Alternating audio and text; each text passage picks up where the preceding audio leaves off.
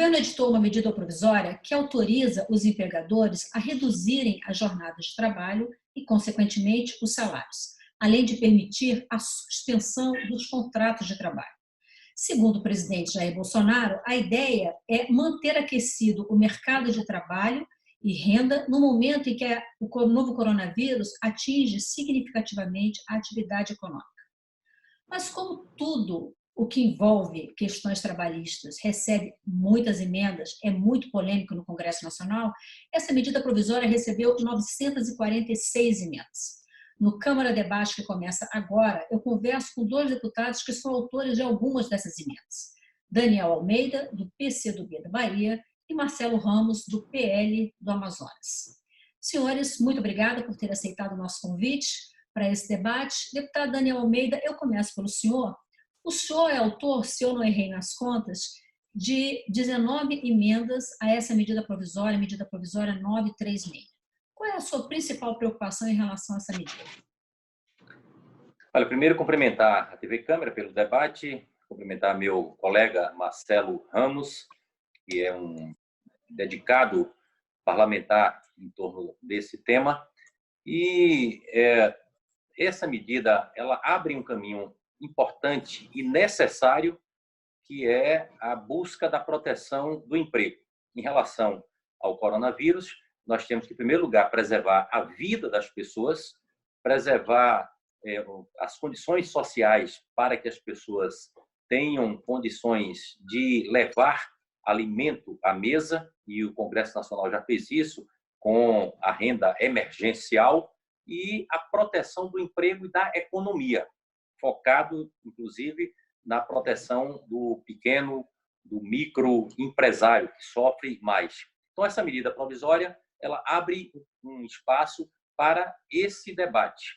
E, como você própria informou, o número elevado de emendas justifica o esforço de ampliarmos para que possamos ir além daquilo que o governo encaminhou. Por exemplo, incluir categorias ou setores que, na minha opinião, não estão incluídos. A área rural, por exemplo, uma das emendas que eu fiz, diz respeito a este objetivo, né? Preservar conquistas históricas de não só preservação de emprego, mas preservação também de direitos. Não é hora de os trabalhadores abrirem mão de direitos. Um dos direitos importantes nesse processo é o direito da negociação coletiva.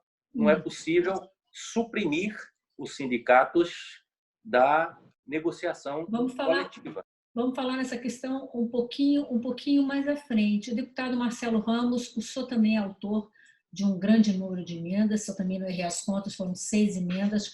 Quais são as suas principais preocupações em relação a essa medida provisória? Primeiro, eu quero saudar você, saudar o deputado Daniel, dizer que para mim é uma alegria dividir esse debate com ele. E a medida provisória 936, ela tem um texto muito idêntico e o objetivo absolutamente idêntico de um projeto de lei de minha autoria, o projeto de lei 843, que visa garantir a diminuição do custo do trabalho para o empregador nesse momento de crise, mas, ao mesmo tempo, manter a renda do empregado sobre a lógica de que a renda é fundamental para garantir algum consumo, que é o que vai dar um respiro para a nossa economia nesse período tão difícil. Eu entendo que a medida provisória ela se aproxima muito do ideal, mas precisa realmente de alguns ajustes. O mais importante é entender a regra geral da medida provisória, que ela garante que, no caso de suspensão do contrato de trabalho, o trabalhador vai poder, por 2 meses, receber o valor que teria direito a título de seguro-desemprego e, no caso de redução de jornada e salário, o trabalhador terá o complemento por parte do recurso do FAT do seguro-desemprego do que ele receberia. Então, por exemplo, um trabalhador que ganha 2 salários mínimos, o empregador decide diminuir na metade a jornada e o salário dele. Então, ele vai passar a ganhar 1 salário mínimo e o outro salário mínimo será completado com os recursos do Fundo de Amparo ao Trabalhador do seguro-desemprego. Eu penso que é uma medida que caminha para garantir, ao mesmo tempo, proteção das empresas, para que elas se mantenham vivas e, quando passar essa tempestade, a gente ter quem alavanque novamente a nossa economia e, ao mesmo tempo, mantenha a renda do trabalhador. Os ajustes são pontuais, mas eu acredito que nós temos muito mais convergências do que divergências em relação a essa medida provisória, que, na minha opinião, é completada pela 944, que é a medida provisória que garante um crédito com 6 meses de carência, com juros de 3,75 ao ano, para quem tem que manter o seu empregado. Você imagina um restaurante que passou a ser delivery, mas ele tem que manter todos os trabalhadores da cozinha. Então, o governo garante uma saída, nós garantimos uma saída para o empregador que vai ter o contrato suspenso, através da medida provisória 936, e garantimos crédito para pagar o trabalhador que vai continuar trabalhando, que é o da cozinha do restaurante que se transformou em delivery. Acho que essas duas medidas provisórias se completam. A 944 tem alguns problemas relacionados à fonte de financiamento, aos bancos quererem dinheiro do compulsório para dar sua parcela de contribuição, que não é justo, mas o objeto é a 936, eu acho que ela se aproxima muito de uma medida provisória justa para proteger o empregado e o empregador. Deputado Daniel Almeida, o senhor comentava sobre a questão legal que envolve a questão do acordo, e o ministro Ricardo Lewandowski, recentemente, ele deferiu, em caráter liminar, uma ação direta de inconstitucionalidade movida pelo Partido Rede, que trata justamente desse aspecto, de acordos individuais serem firmados sem participação de sindicatos. Qual é a sua visão em relação a isso? Olha, eu acho que o ministro Lewandowski está fazendo uma interpretação adequada da Constituição brasileira.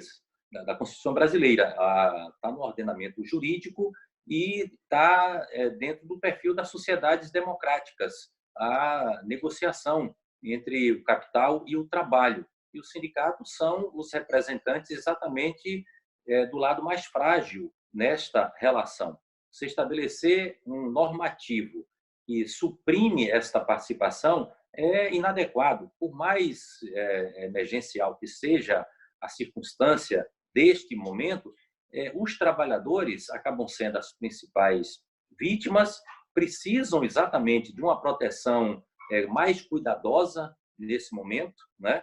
Que é uma parte inseparável da economia, da geração de riqueza, da produção e da preservação para um retorno no momento posterior. E os sindicatos não podem ser afastados desse ambiente de negociação. Imaginem essa relação direta da negociação entre o patrão e o empregado, numa posição de absoluta fragilidade que o trabalhador se encontra nesse momento, de disputar o alimento para a mesa no dia seguinte, que mínimo de igualdade pode se estabelecer aí. Então, o sindicato pode fazer essa representação. Eu tenho uma absoluta concordância com essa interpretação e espero que ela prevaleça também no debate da medida provisória e que nós tenhamos capacidade de suprimir esse item daquilo que foi a apresentação da medida provisória. Deputado Marcelo Ramos, eu quero ouvir o seu olhar de operador do direito, e que tem alguém que o senhor disse que tem um projeto muito parecido com o texto dessa lei. Qual é a sua avaliação em relação a essa questão?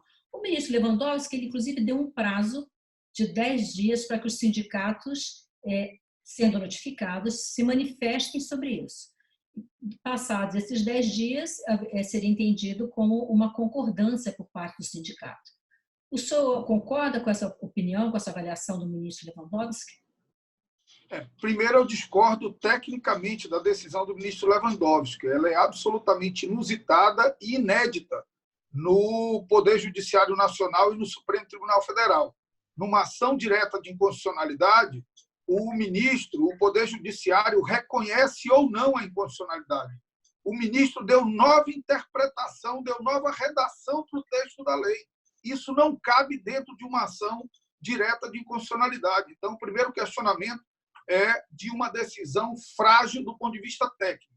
Do ponto de vista prático, eu acho que nós temos que considerar que situações excepcionais autorizam medidas excepcionais. O texto da medida provisória não desobriga a comunicação ao candidato, ao sindicato. Ele dá um prazo de 10 dias para a comunicação ao sindicato. Eu sou, por formação, advogado sindical. Eu sei quanto demora um processo de negociação coletiva. Em muitas categorias, quando o acordo coletivo sair, já passou a crise ou o trabalhador já perdeu o emprego.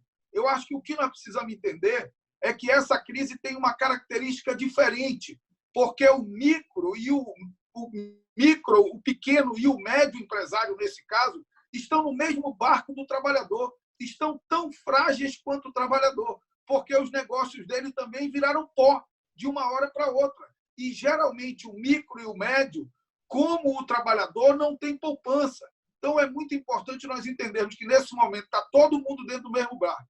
E mais, se nós estivéssemos falando de uma medida provisória que reduzisse a renda do trabalhador, eu entenderia como razoável ter que partir de um processo de negociação coletiva.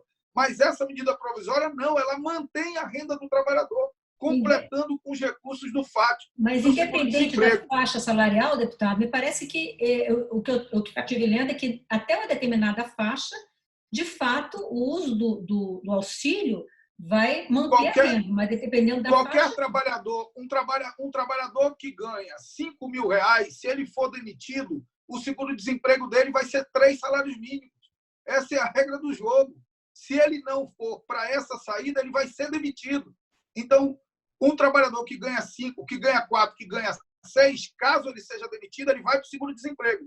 Quanto que ele vai receber no seguro-desemprego? 4, 5 ou 6? Não. Ele vai receber no seguro-desemprego 3 salários mínimos, que é o teto do seguro-desemprego. Então, não há perda nesse sentido. O outro caminho é ele perder o emprego e receber 0. É uma questão de decisão. Às vezes, as decisões são duras de ser tomadas, principalmente no momento de crise como esse. Deputado Marcelo Ramos, eu quero mais o seu olhar, já que você falou que foi advogado trabalhista. A medida provisória permite, diz que pode haver demissão, mas o empregador vai ter que pagar uma multa equivalente a 50% do montante economizado no período. Há quem entenda que, então, essa proteção que o governo alega que a medida provisória dá, de manter ainda por mais 3 meses, manter por igual tempo da estabilidade... 2 mais 2. Isso. Que isso estaria ameaçado, porque basta pagar a multa e se pode demitir. Sim, mas, obviamente, eu acho que, primeiro, tem uma coisa, e eu quero ouvir até o deputado Daniel também sobre isso, porque eu acho que nós temos convergência, é de que essa não é uma crise de curto prazo, essa é uma crise de médio e longo prazo. Você estabelecer 2 meses de suspensão do contrato de trabalho, de redução da jornada e de pagamento do seguro, e estabelecer que daqui a 2 meses esses trabalhadores voltarão e terão ainda um custo maior para a demissão, daqui a 2 meses a nossa economia não vai ter voltado ao normal ainda. Nós corremos o risco de, daqui a 2 meses, ainda estar no meio dessa grande crise. Sim. Então, uma das coisas que eu acho que nós devemos repensar na medida provisória é aumentar o prazo de possibilidade de redução da jornada e de suspensão do contrato e, consequentemente, aumentar o prazo de estabilidade pós-retorno. O único caminho para impedir a estabilidade é aumentar a multa, para impedir a demissão é aumentar o custo da demissão. Você não tem como proibir definitivamente que se demita. Deputado Daniel Almeida, qual a sua opinião em relação a essa proposta, deputado Marcelo Ramos? Olha, como o Marcelo afirmou, nós temos muita convergência, mas não coincidimos no pensamento em alguns aspectos. Essa negociação coletiva, a participação do sindicato, eu acho absolutamente necessária e pressupõe que os trabalhadores têm a mesma responsabilidade com o enfrentamento da crise, com a proteção da vida e do emprego que os empresários, né? Então, a emergência que bate na porta do empresário bate também na porta dos trabalhadores. Então, por que excluir? Passa-se a ter um pressuposto de que os trabalhadores estarão menos comprometidos com a busca da saída. E não é verdade. Quem mais tem procurado encontrar caminhos e saídas... Não, mas eu não disse isso, Daniel. São os trabalhadores. Longe de mim. Eu sei disso. Agora, sobre a duração dessa crise, eu tenho absoluta concordância com ele. Não é uma crise que nós temos já um horizonte, ela terá uma duração, tanto do ponto de vista dos impactos nesse ambiente de calamidade, quanto do ponto de vista da saída, a retomada do crescimento econômico, de emprego, e não será nos padrões atuais. Nós temos que repensar o papel do Estado, o papel da preservação de direitos, a preservação de certas garantias que a sociedade deve oferecer para aqueles que produzem, né? Nós temos que repensar a nossa economia e o papel do Estado nessa conjuntura. Por isso que eu acho que nós temos que elastecer melhor os prazos dessa medida provisória, né? E nos preservar todos, né? Para a garantia das condições mínimas de sobrevivência, especialmente de quem está na produção. Fortalecer a atividade produtiva. Empresários e trabalhadores. E só tem uma fonte para financiar isso, é o Estado.